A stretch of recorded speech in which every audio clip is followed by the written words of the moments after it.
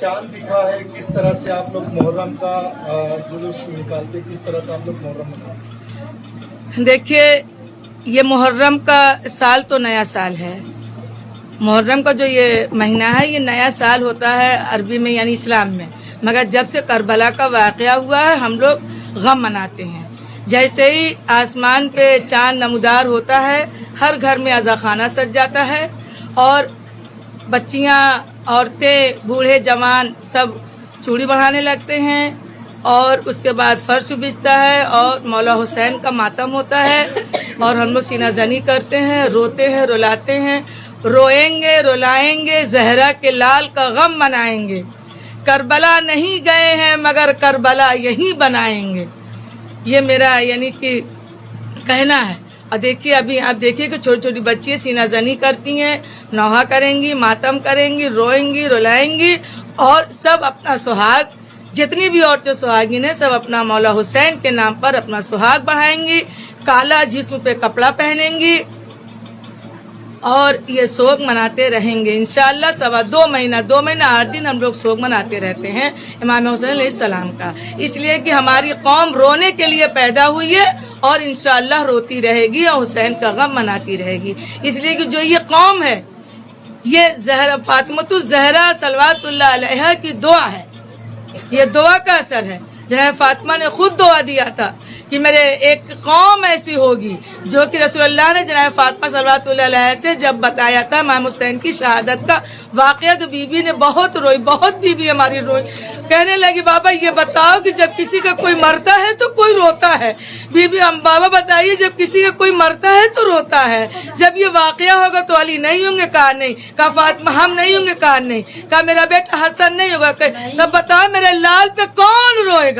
तो मोहम्मद मुस्तफ़ा सल्लल्लाहु अलैहि वसल्लम ने फरमाया मेरी बेटी सब्र करना, खुदा वंदे आलम एक कौम पैदा करेगा, वो कौम क़यामत तक नस्ल ब नस्ल तुम्हारे जो औरतें हैं औरतों पे मातम करेंगी, जो बच्चे हैं बच्चों पे मातम करेंगे, जो ज़ईफ़ है हुसैन पे मातम करेंगे, जो जवान अली अकबर का गम मनाएंगे।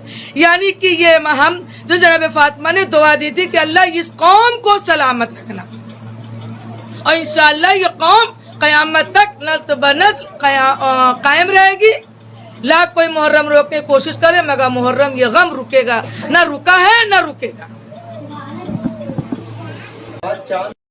मेरा नाम शकील अहमद है। आज 16 जून को चांद दिखा गया और मुहर्रम की 17 तारीख से 17 जून से मुहर्रम शुरू हो रहा है।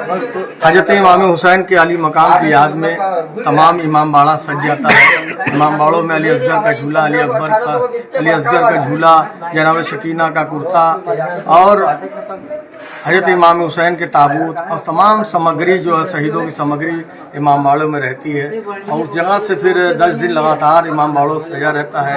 और ऐसे में करबला की जो शहादत हजरत इमाम हुसैन ने 10 मुहर्रम को तपते हुए रेगिस्तान में जो दिया था, पूरी दुनिया जानती है कि हजरत इमाम हुसैन ने इंसानियत का परिचय देते हुए अपनी कुर्बानी पेश किया।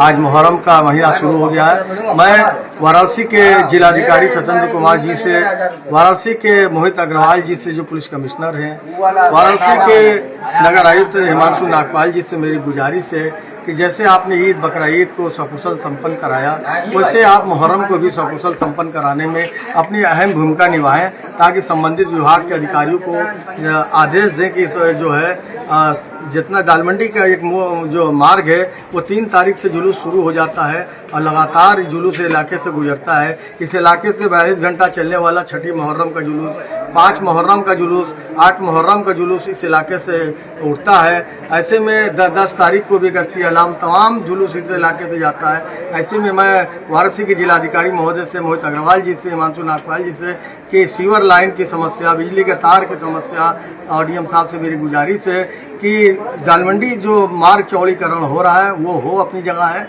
लेकिन उसकी जो सड़क की रोड है वो साफ कर दे ताकि जुलूस को जाने में कोई कठिनाई ना हो। यही मेरी आपसे गुजारिश है। मुझे भरोसा है वाराणसी के प्रशासन पे कि सकुशल संपन्न कराने में मुहर्रम की अहम भूमिका वाराणसी के प्रशासन निभाएगा।